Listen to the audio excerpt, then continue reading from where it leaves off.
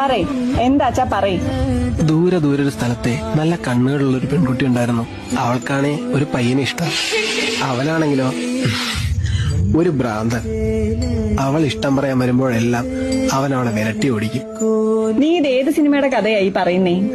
കേൾക്ക്, തോക്കിനകത്ത് കയറി വെടിവെക്കാതെ കേൾക്ക്.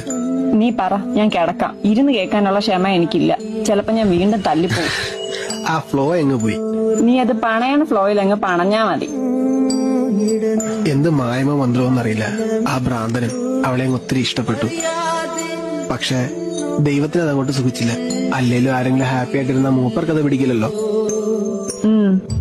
എപ്പോഴും സന്തോഷത്തിരിക്കുന്ന അവളുടെ കുഞ്ഞിക്കണ്ണുകൾ ഒരു ദിവസം അവനെ കാണാൻ വന്നപ്പോ ദൈവം ഒരു വണ്ടിയുടെ രൂപത്തിൽ ഒന്ന് അവളെയും കൊണ്ടുപോയി. പക്ഷെ അവളുടെ ആ കുഞ്ഞിക്കണ്ണുകൾ കൊണ്ടുപോകാൻ ആ ദൈവത്തിന് സാധിച്ചില്ല. ആ കുഞ്ഞിക്കണ്ണുകൾ ഭൂമിയിലുള്ളൊരു മാലാക്കി കൊടുത്തിട്ട് പോയവള്